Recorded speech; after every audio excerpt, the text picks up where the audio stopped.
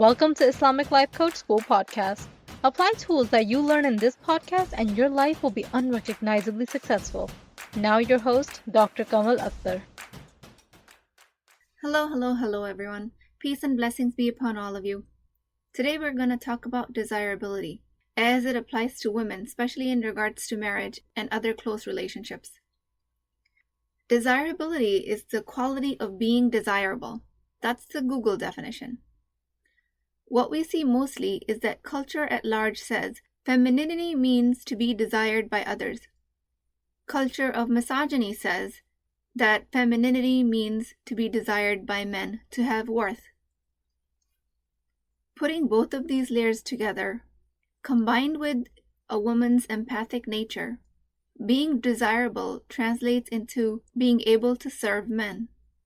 If we can prove our value as a woman by being in service to others, that means we are desirable. That can look like being the primary caregiver of multiple family members, usually at the cost of your own well-being. Again, it starts in childhood. It gets embedded in the minds of little girls that if you are to serve others, you have worth. Now, if it is your true desire to serve others, there's nothing wrong with that, but make sure you're doing it from a place of true desire and not to prove your worth. Your desirability is complete the minute you were born. Your ability to be desired is absolute and 100%. Your desirability has nothing to do with other people's ability to desire you. Their ability to desire you is in their models. It's their work. It's dependent on their conditioning and the meaning that they attach to it. Culture teaches us that it's important to be desirable. Mostly it teaches us that it's important to be desirable by men. Halal culture says be desirable around the time you need to get married and not the day before or after that. Appearing desirable to your spouse is considered to be an act of ibadah. But if you're chasing desirability because after his approval you feel validated and worthwhile, then you are operating on the wrong definition of desirability. Your desirability is complete just the way you are. You can stop chasing it by getting other people's approval. Most common resistance that I see people feeling when I tell them to stop trying to do things to get people's approval is that they think that I'm teaching them to be rebellious. They think I'm teaching them to break the bond of family ties and escape. Daughter doesn't have to help around the household. Wife doesn't have to serve breakfast to husband. And again, none of those things are something you have to do. But if you want to, you can and you should.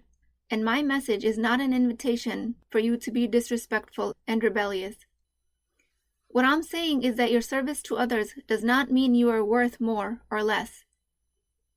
Your desirability is complete regardless of your service, regardless of the way you are, even with dark circles, curly coarse hair, fine hair, regardless of the height, regardless of the size of your nose, or any other physical feature. If you don't like any of those features, that's because you've conditioned yourself to hate them.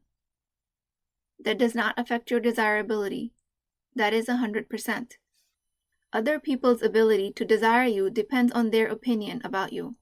Someone can desire you based on your physical features or your ability or inability to serve them. That's on them.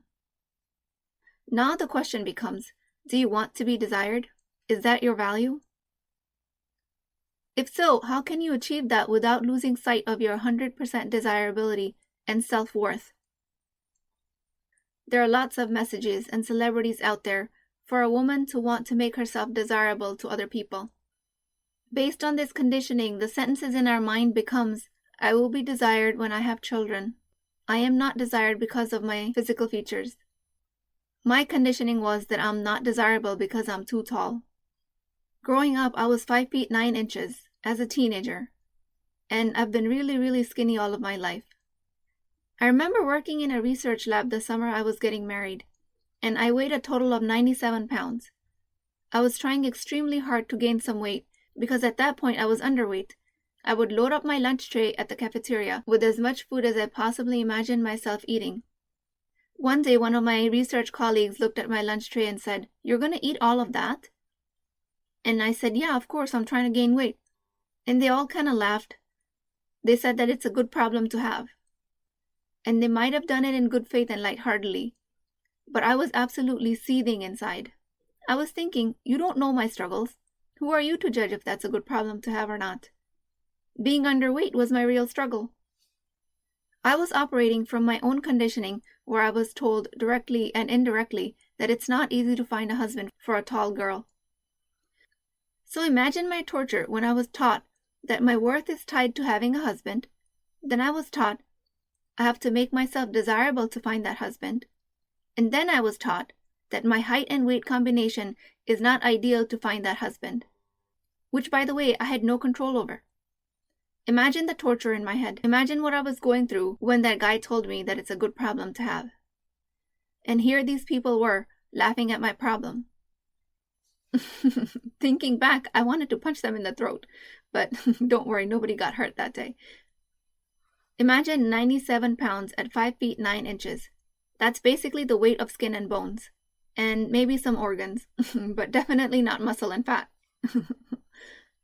Your body image will come in your way because of your perception of self-worth and desirability, because of social conditioning, which are learned thoughts and are residing in your subconscious. But that is a thought error because our desirability is 100% at all times. In this thought error, we just forget that sometimes. By the way, alhamdulillah, I was able to find an awesome husband. He is 5'11" and a half. He really emphasizes that half. So it makes him 6 feet with shoes.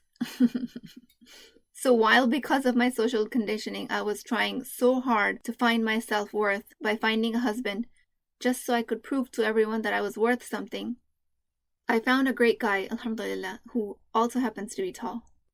So I want to clarify that I'm emphasizing desirability, which is an innate God-given worth as a human, versus your want to be desired. And this difference might seem subtle, but it is extremely important. Humans are social creatures. It is natural for all humans to be wanted. As women, it translates as a need to be desired by your spouse. And that desire should be nurtured in a halal way, just like I teach you guys to nurture any other desire. Just make sure you're not doing it from a place of lack of self-worth, because that will look like you coming off as clingy and needy. And the more clingy and needy you behave, the more you will repel people. More people will distance themselves from you. So in CTFAR language, it's going to start looking like this. Subconscious thought. I need his approval to feel desired. Feeling, desperate. Action. Acting clingy and needy and being petty towards the spouse when you don't get that 100% attention and approval. Result, you don't feel approved because the spouse is operating in his own model. You've proven your thought correct. And the cycle continues. Basically, you repel people that might desire you by your neediness of approval. This is one of the main reasons why women get trapped into people-pleasing. People-pleasing is a form of lying. You lie to yourself by performing actions that others approve of, that you don't really want to do, just to fill that void of being desired. You've lied to yourself.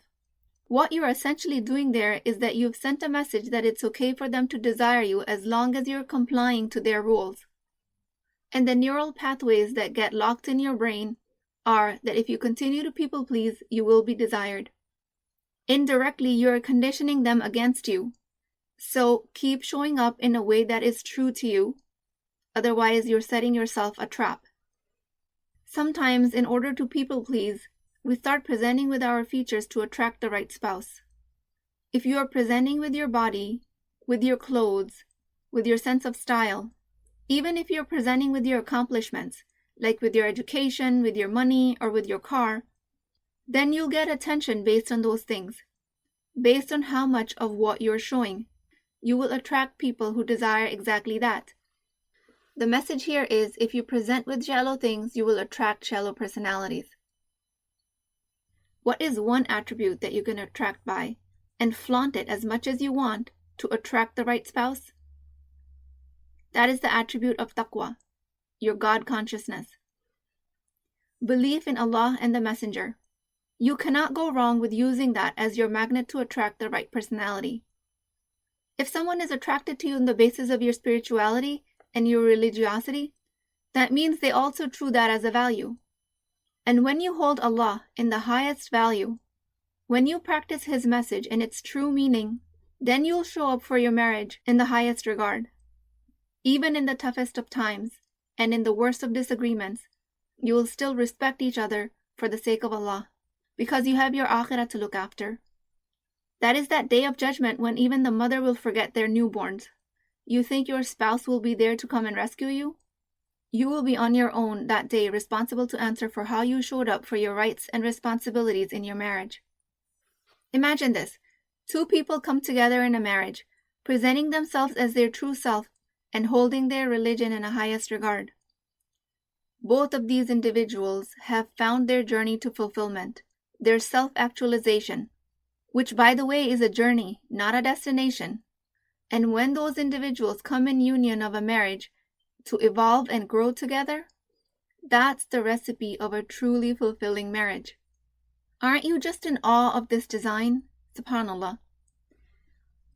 If you want to fulfill this innate human need to belong in a deep connection, that means that you have to put yourself out there to be seen.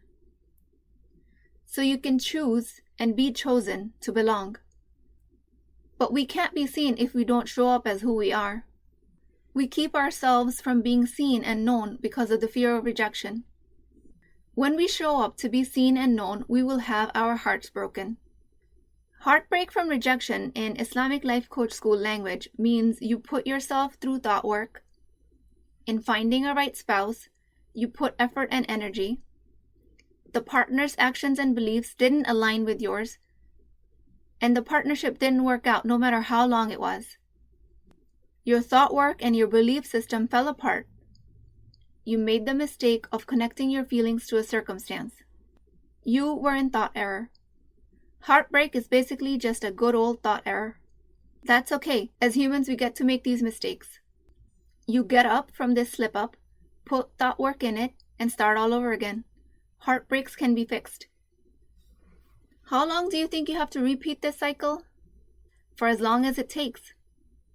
If you're trying to create the result of finding the right spouse, you have to be willing to put in the work. Work involves exposing yourself to rejection. In the lower primal brain language, that translates as putting yourself directly in front of the line of fire. Because the lower brain interprets rejection as death. Evolution says if you get cut off by the tribe, you will be eaten. Shaitan whispers to a human being, I got rejected because I was not good enough.